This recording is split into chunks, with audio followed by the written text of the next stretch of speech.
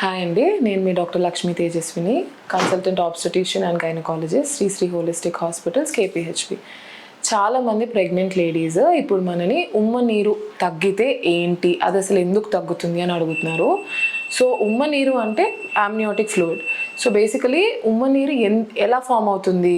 ఒకటి ప్లసెంటా అంటే మాయ నుంచి, ఇంకొకటి బేబీ యొక్క యూరిన్.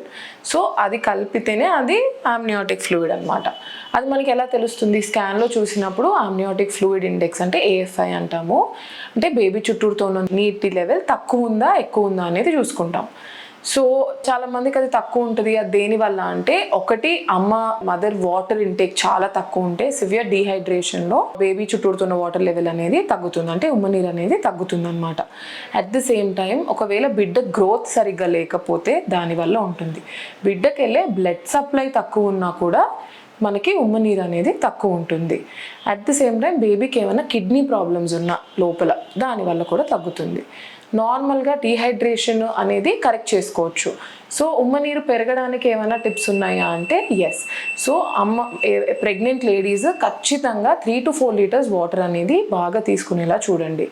కొబ్బరి నీళ్ళు, మజ్జిగ ఇలాంటివి బాగా ఇంటేక్ ఉండేలా చూసుకోండి. నిమ్మకాయ నీరు, విటమిన్ సి రిచ్ ఫుడ్స్ అంటే కమలా కానీ, బత్తాయి కానీ, కర్బూజా కానీ, అట్ ది సేమ్ టైం నిమ్మకాయ నీళ్ళు కానీ ఇలాంటివి బాగా తీసుకుంటే కూడా విటమిన్ సి కూడా ఉమ్మనీరు పెంచడానికి హెల్ప్ చేస్తుంది. అట్ ది సేమ్ టైం కూరగాయల్లో మనకి కీరా, లేకపోతే సొరకాయ, పొట్లకాయ, ఏవైతే వాటర్ రిచ్ ఫుడ్స్ ఉంటాయో, వెజిటబుల్స్ ఉంటాయో అవి తీసుకోవచ్చు. పుచ్చకాయ, కర్బూజా అగైన్ వాటిలో water rich fruits and vegetables తీసుకుంటే కూడా బాగా పెరుగుతుంది. ఆకుకూరలు తినడం వల్ల ఫోలిక్ యాసిడ్ ఇవన్నీ ఎక్కువ ఉంటాయి కాబట్టి దానివల్ల కూడా ఉమ్మనీరు పెరిగే ఛాన్సెస్ ఉంటాయి. Thank you.